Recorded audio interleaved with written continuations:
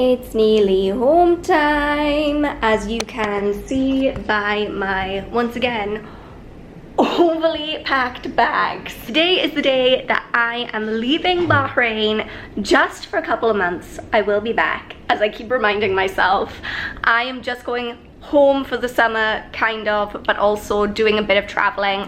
So that's a really exciting time for this vlog channel because I'm gonna be vlogging pretty much everywhere I go. I've been super busy all day doing last minute packing, cleaning, laundry, throwing out garbage. Wait, no, I didn't throw out the garbage, it's still there. I need to do that before I leave, but it's been a super busy day, super hectic. I need to leave for the airport in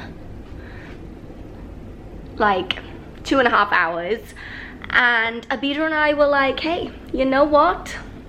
We have time for one last margarita. So that's what we're gonna do. We are gonna go out to one of our favorite bars here in Bahrain.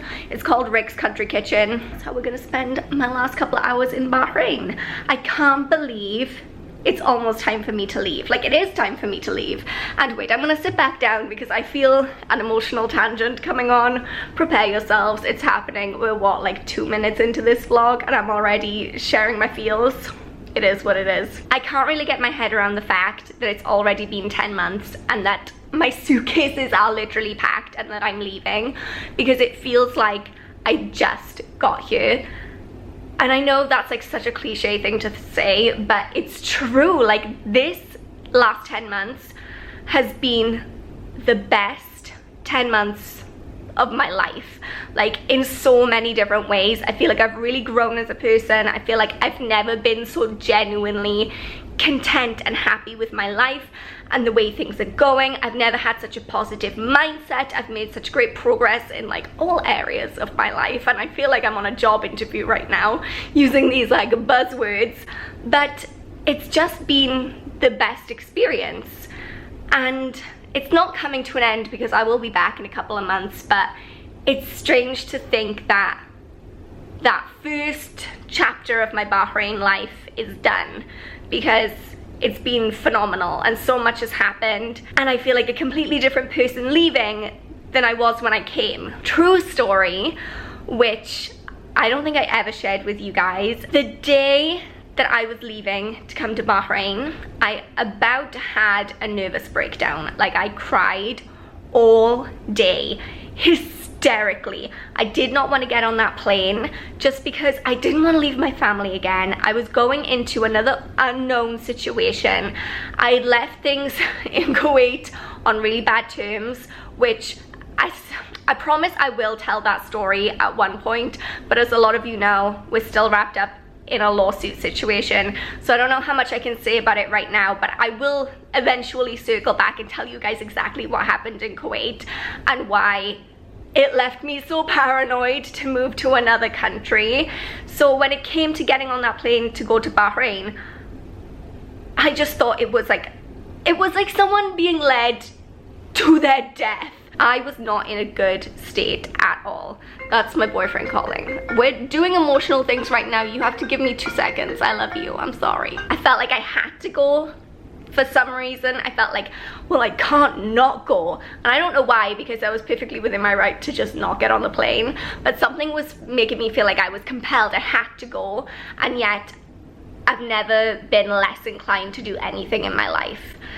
And when I look back at that, and how close I was to not coming, it's just mind-blowing, because if I hadn't have gotten on that plane, I never would have had this amazing experience. I never would have met the amazing people that I've met. I never would have gone on this big journey that I've been on to become a better me and to really just love my life. I don't know, I just wanted to talk to you guys about that, even though I should definitely be putting some jeans on right now and like being productive, but I felt like it was an important thing that I wanted to say to you, because so many times in life, fear holds us back. Like the fear of the unknown, fear of rejection, fear of things not working out the way we want them to. And all of those fears were alive and kicking in me that day when I was moving to Bahrain. Like, they were there. And I somehow found the strength to ignore them all and just plow through. And it was undoubtedly the best decision that I've ever made.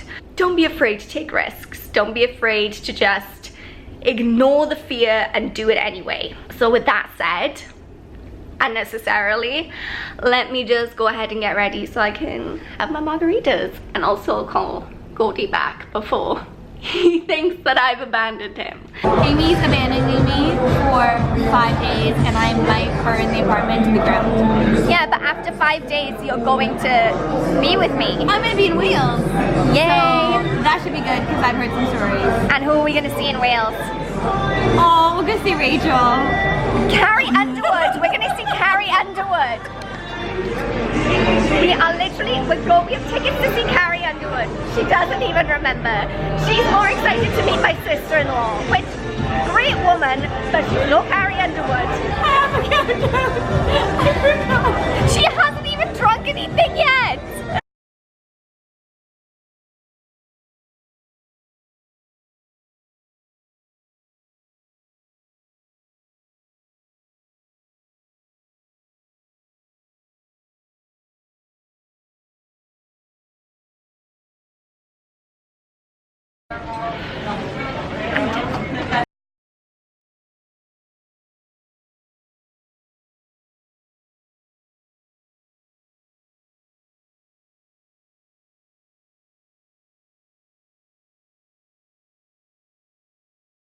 Well, I've lost all sense of time.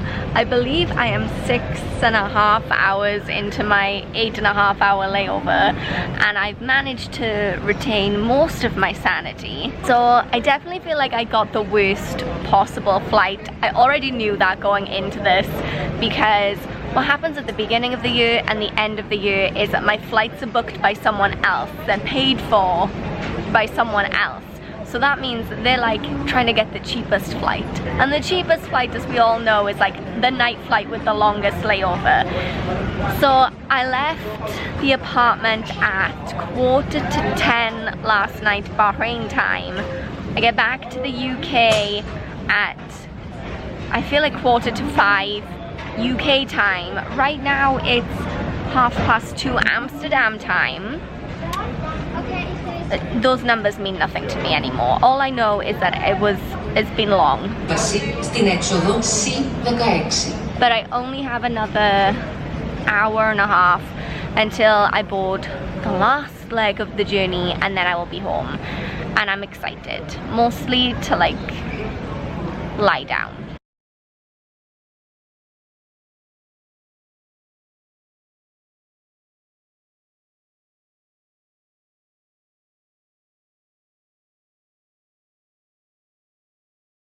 Home sweet home, and I have already made a mess, because that's just how I roll. So I finally made it home, and the exhaustion is kind of starting to kick in, but I'm just so excited to be back.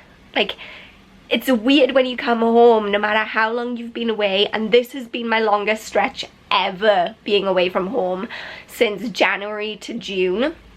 I've never been away this long before, but no matter how long you're away for, you come home and it's like you never left. It's weird. But between getting out to the airport and getting back to the house, which was a grand total of about 45 minutes, hay fever has kicked my butt. I forgot the perils of greenery, because there's nothing green in Bahrain, so I haven't had any hay fever, and now it's come for me. So I'm just gonna have a pretty chill night tonight. Sorry, I have nothing exciting planned. I'm just gonna take a bath and chill. Like, I'm tired. I'm amazed I'm still awake. Well, hey guys, and now it's bedtime. So when I made the decision to vlog today's events, I really and truly thought that they would be more interesting. Like, the highlight of today was getting one of those make your own salads from Morrison's. That's the kind of day that we're talking about. Sorry that this vlog has not been more interesting, but I can assure you that next weekend's weekend vlog will definitely be better, because Abida is coming to visit, and you all know she's fun. So yeah, I'm gonna go ahead, dose up on some antihistamines, and get some sleep. But thank you guys so much for watching.